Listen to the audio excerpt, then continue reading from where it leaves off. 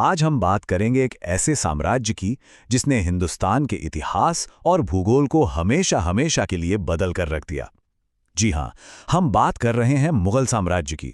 ये सिर्फ बादशाहों और जंगों की कहानी नहीं है, बल्कि ये कला, संस्कृति और एक बहुत बड़े सपने की कहानी है, जिसका अंत बेहद नाटकीय रहा। तो चलिए कहानी शुरू करते हैं। देखिए, मुगल साम्राज्य की पूरी बुनियाद इसके शुरुआती 6 ताकतवर बादशाहों पर टिकी है, और इन्हें क्रम में याद रखने की एक बहुत ही आसान ट्रिक है भैज सा। बी से बाबर, एच से हुमायूं, ए से अकबर, जे से जहांगीर, एस से शाहजहां और ए से औरंगजेब। इस एक शब्द भैजसा को याद रख लीजिए, पूरी कहानी की टाइमलाइन समझना आसान हो जाएगा। आज के इस सफर में हम 5 पड़ावों से गुजरेंगे। सबसे पहले देखेंगे कि इस साम्राज्य की नींव कैसे रखी गई। फिर चलेंगे अकबर के सुनहरे दौर में। उसके बाद समझेंगे कि वो इसे चलाते कैसे थे, यानी उनका प्रशासन और धर्म क्या था। फिर उनकी बेमिसाल कला और वास्तुकला को देखेंगे और आखिर में जानेंगे कि इतना बड़ा साम्राज्य आखिर गिरा कैसे। तो चलिए शुरू करते हैं बिल्कुल शुरुआत से। कहानी का पहला हीरो है बाबर, तैमूर का वंशज, एक ऐसा राजकुमार जिसकी आंखों में हिंदुस्तान को फतह करने का सपना था। उसी ने उस साम्राज्य की नींव रखी जो आने वाली कई सदियों तक यहां राज करने वाला था। साल था 1526 और जगह थी पानीपत का मैदान। यहीं पे इतिहास ने एक बड़ी करवट ली।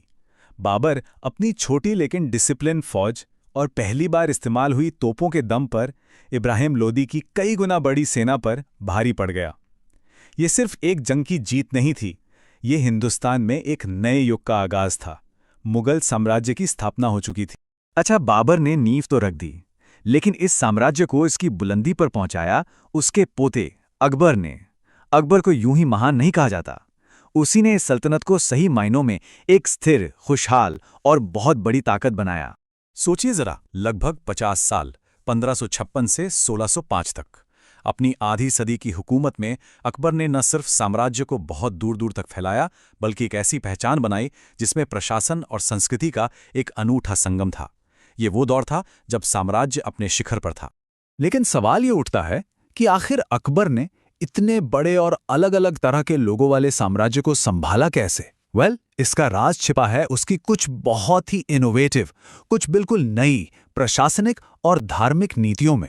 अकबर के दिमाग की सबसे बड़ी मिसाल थी मनसबदारी प्रणाली। एक बहुत ही यूनिक सिस्टम था। इसमें हर बड़े अधिकारी को एक रैंक यानी मनसब दिया जाता था। इस मनसब के 2 हिस्से थे, जात जिससे उसका ओहदा और सैलरी तय होती थी, और सवार जिससे यह तय होता था कि उसे कितने घुड़सवार सैनिक मेंटेन करने हैं। इस एक सिस्टम से उसने एक वफादार और असरदार अफसरशाही तैयार कर ली। पर अकबर ये जानता था कि सिर्फ ताकत से राज नहीं चलता। उसने एक बहुत ही बड़ा और क्रांतिकारी कदम उठाया। उसने गैर मुसलमानों पर लगने वाला जजिया टैक्स हटा दिया।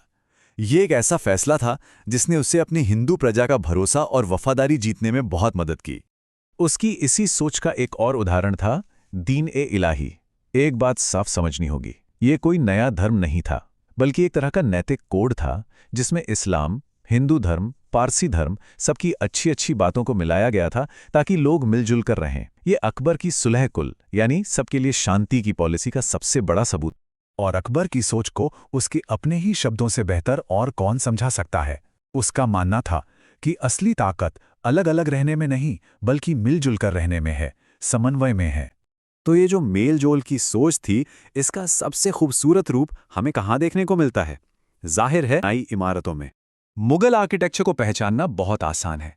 वो बड़े बड़े गोल गुंबद, कोनों पर खड़ी पतली पतली मीनारें, आलीशान और ऊंचे दरवाजे और 4 हिस्सों में बटे हुए बाग जिन्हें चारबाग कहते हैं, ये सब उनकी पहचान है।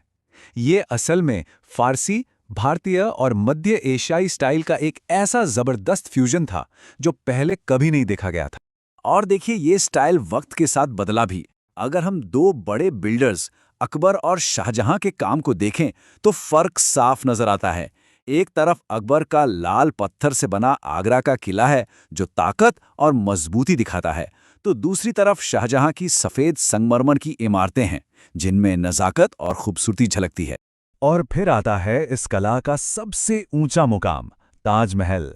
शाहजहां ने इसे अपनी बेगम मुमताज महल की याद में बनवाया था। इसे बनाने में 20 साल से ज्यादा लगे और ये आज तक मोहब्बत और आर्किटेक्चरल परफेक्शन का सबसे बड़ा सिंबल है। लेकिन कहते हैं ना, हर कमाल को ज़वाल है, हर बुलंदी के बाद ढलान आती ही है। अकबर के बाद के बादशाहों और ख़ास तौर पर औरंगज़ेब के दौर में इस मजबूत साम्राज्य की दीवारों में दरारें पड़नी शुरू हो गई थी। तो आखिर हुआ क्या? कैसे इतना ताकतवर, इतना अमीर, इतना शानदार साम्राज्य ताश के पत्तों की तरह बिखर गया?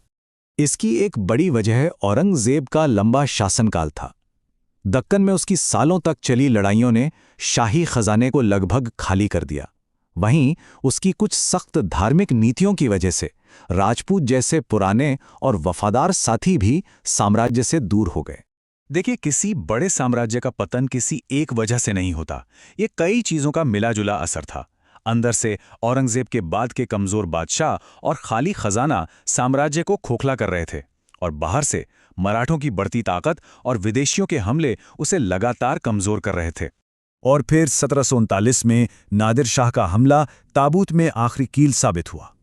उसने दिल्ली को न सिर्फ बेदर्दी से लूटा और बेशकीमती तख्ते तौस यानी मयूर सिंहासन अपने साथ ले गया, बल्कि उसने पूरी दुनिया के सामने और ताकत को खाक में मिला दिया। और ये हमें आखिरी और सबसे ज़रूरी सवाल पर ले आता है। भले ही साम्राज्य खत्म हो गया, पर क्या उसकी विरासत भी खत्म हो गई? ज़रा सोचिए, मुगल साम्राज्य का असर आज भी हमारे खान पान, हमारी भाषा, हमारी इमारतों और हमारे प्रशासन में किस तरह जिंदा है। ये एक ऐसी विरासत है जो आज भी भारतीय उपमहाद्वीप का एक अटूट हिस्सा